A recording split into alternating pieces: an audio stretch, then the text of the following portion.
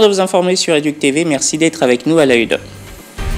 Pour mettre fin aux fausses informations qui circulent sur les réseaux sociaux, l'Inspection générale de l'éducation nationale a rendu publique la mention de l'unique arrêté officiel signé par la ministre d'État Raissa Malou sur la mise en place des inspecteurs principaux provinciaux IPP. Hubert Kimonza dénonce une campagne visant à ternir l'image du ministère. Promotion de la nouvelle citoyenneté dans les milieux scolaires. IMAE ONG apporte sa contribution sous le leadership de Serge Bondindi. Cette organisation a sensibilisé les élèves de Matadi sur le patriotisme et les valeurs culturelles. Et puis cette bonne nouvelle, le gouvernement et les pétroliers se sont accordés sur le financement des manques à gagner, une avancée majeure qui vient renforcer la collaboration entre l'exécutif central et les pétroliers.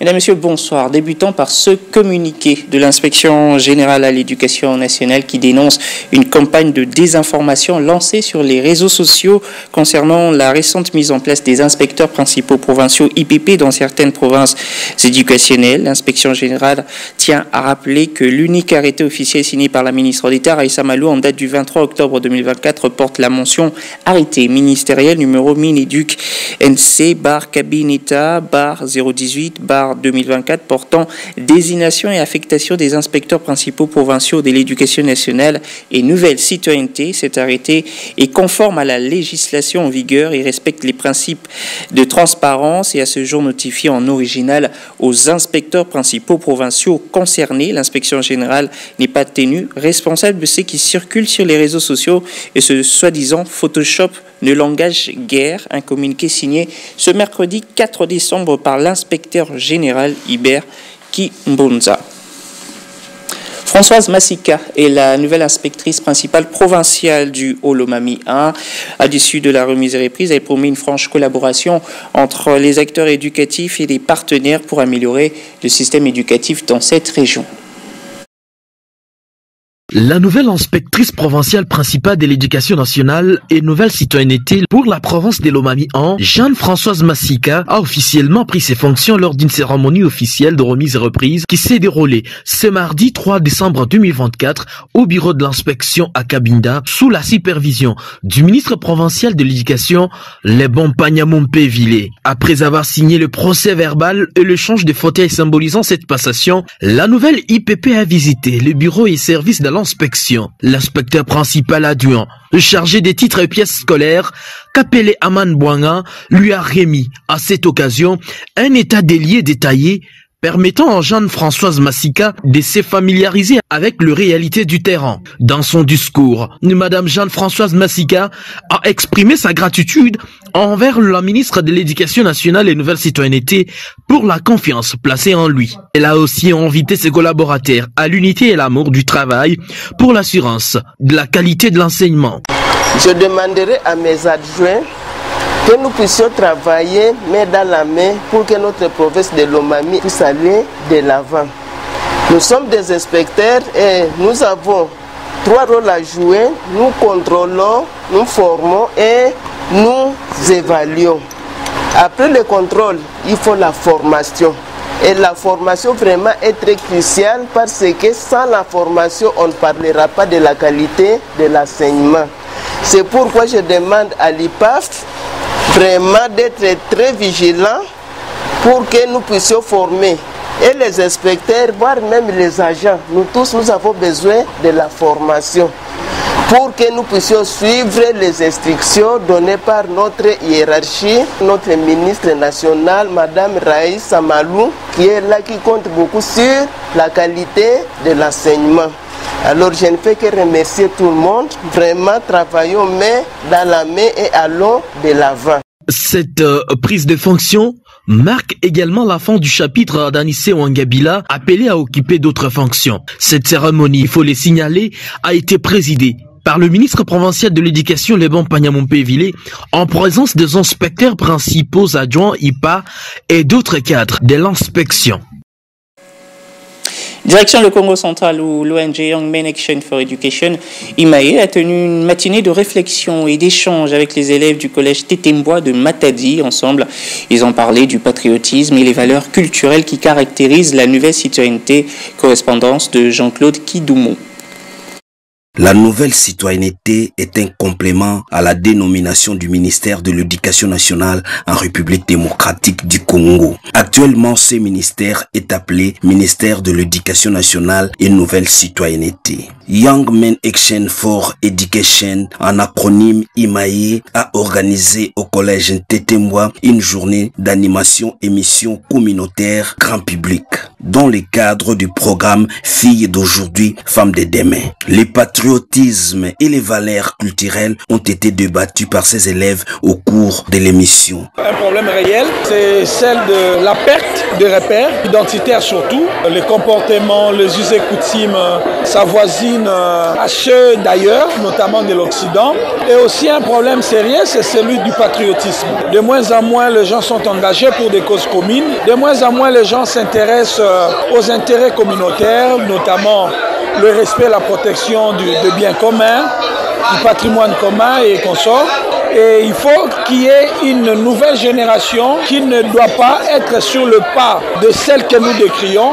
Raison pour laquelle il y a même eu le changement de dénomination du ministère pour devenir ministère de l'Éducation nationale et nouvelle citoyenneté. Ça a été la première occasion pour les enfants et dans la province du Congo central de développer ce thème au cours de cette journée d'animation d'émissions communautaires grand public. L'ONG IMAE a choisi cette école grâce à sa renommée nationale.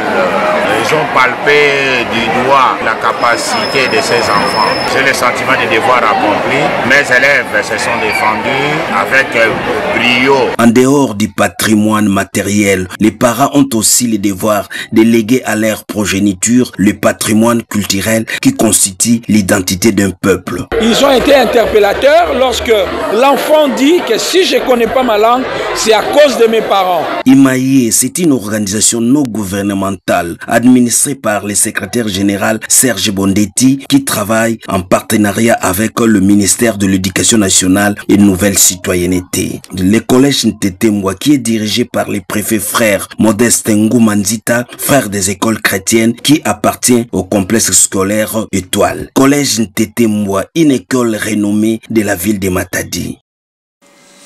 En mission de service à Kinshasa, la délégation du Parlement panafricain a rencontré le président du Sénat, Sama Lukonde, et la vice-ministre des Affaires étrangères. Ils ont évalué la situation sécuritaire dans l'est du pays et ont envisagé des pistes de solutions. Regardez. Les membres de la mission d'information du Parlement panafricain, conduit par le rapporteur de l'Assemblée nationale, le professeur Jacques Joly, ont été reçus par le président du Sénat, Jean-Michel Sama Lukonde. Ensemble, ils ont passé en revue les règlements des conflits au sein du Parlement panafricain et la nouvelle architecture de l'Union africaine qui veut porter la voix des peuples africains et s'est montré solidaire face aux drames humanitaires qui sévit en RDC à la suite de l'agression rwandaise et ses supplétifs du M23. Donc nous savons très bien que depuis des décennies, depuis 3 décennies, vit des moments difficiles. Madame la ministre a pu nous donner une situation de l'avancée des différents accords, parce que nous savons qu'il y a 2 processus, le processus de Nairobi et le processus de Luanda. Et nous avons appris qu'il y a eu des avancées sur le 2e processus, et donc nous aimerions que ce processus-là puisse continuer. Autre temps fort de cette journée, c'est la rencontre avec la vice-ministre des Affaires étrangères, Gracia Yamba Kazadi, le vice-président de la Commission de la coopération des relations internationales. Et règlement des conflits revient sur les biens fondés de cette rencontre. C'est le Parlement congolais qui a demandé au Parlement panafricain de s'impliquer dans cette crise, parce que nous avons l'impression que la situation qui se passe à l'Est ne bénéficie pas d'un intérêt du pays africain, mais même de la communauté internationale. Et nous voulons que cette fois, que l'agresseur soit désigné, qu'il y ait des sanctions. La suite du programme de la délégation du Parlement africain prévoit des échanges avec les acteurs politiques congolais ainsi que la société civile avant de s'envoler pour Goma. Juste après, la délégation du Parlement panafricain a tenu une séance de travail avec quelques députés nationaux et sénateurs congolais. L'objectif est de réunir le maximum d'informations sur la situation sécuritaire dans l'est du pays en vue de formuler des recommandations idoines à l'Union africaine pour résoudre ce conflit. Les premiers à être reçus, ce sont les députés nationaux membres de la Commission Défense et Sécurité, ainsi que ceux de la relation extérieure. Des échanges se sont déroulés à huis clos. Au sortir de cette séance de travail, le professeur Bertol Ulungu, président de la Commission Relations extérieures et Affaires étrangères, revient sur la quintessence de ces entretiens. La République démocratique du Congo n'a aucun intérêt sur le sol rwandais. Et donc, cet alibi ne vaut pas. Nous avons aussi insisté sur le fait que la République démocratique du Congo avait le choix entre faire la guerre et la voie diplomatique, pour des raisons évidentes. De notre culture, nous sommes un peuple non belliqueux et nous avons opté par la voie diplomatique. La résolution ne se prend pas par la voie diplomatique. Nous avons mis aussi en évidence le fait que la visée expansionniste de nos voisins font qu'ils veulent acquérir des terres pour l'exploitation de minerais. Après avoir échangé avec les députés nationaux, les membres de la commission d'information du Parlement panafricain se sont entretenus avec les sénateurs membres de la commission défense et sécurité et ceux de relations extérieures de la Chambre haute du Parlement congolais. Rien n'a filtré de ces échanges, signalant que cette mission d'information du Parlement panafricain prévoit dans son agenda d'échanger avec l'opposition et la majorité parlementaire représentée respectivement par Christian Mwando et André Mbata avant de rencontrer le cardinal Fridolin Ambongo. C'est une très bonne nouvelle pour les pétroliers en RDC. Le vice-premier ministre de l'économie nationale a signé avec les représentants des banques commerciales partenaires du gouvernement congolais un accord pour le financement des manques à gagner des pétroliers, un acte qui vient renforcer la collaboration entre le gouvernement et les pétroliers. C'est un ouf de soulagement pour le producteur pétrolier de la République démocratique du Congo, car le problème lié à leur manque à gagner, dû à la baisse du prix du carburant à la pompe, vient enfin d'être résolu. C'est là grâce à la signature d'un contrat de financement de ce manque à gagner entre le vice-premier ministre de l'économie nationale Daniel Mukoko Samba et le représentant de banques commerciales partenaires du gouvernement congolais. Pour le patron de l'économie nationale congolaise qui a présenté ce contrat de financement le mardi 3 décembre 2024, les fonds sont déjà disponibles en banque et de leur côté, les banquiers ont rassuré de la collecte de fonds pour sécuriser la problématique du financement de manque à gagner de ce produit pétrolier. Son Excellence, Monsieur le ministre, le vice-premier ministre de l'économie était très clair lors de la réunion. Le gouvernement peut très bien compter sur le banc pour la collecte de fonds, pour sécuriser la problématique sur le financement des pétroliers. Il n'y a pas de souci, les banques sont là, elles font leur travail pour accompagner le gouvernement. Nous avons fait maintenant la deuxième étape, un deuxième tirage afin de solder ces pertes et manques à gagner auprès du secteur pétrolier afin d'éviter la moindre pénurie au sein de la RDC. Aujourd'hui, nous sommes toujours en attente des documents administratifs qui sont auprès du BPM et du ministre des Finances. Une fois que nous aurons réceptionné, nous allons mettre les procédures en place afin de créditer les pétroliers au courant de l'année 2024.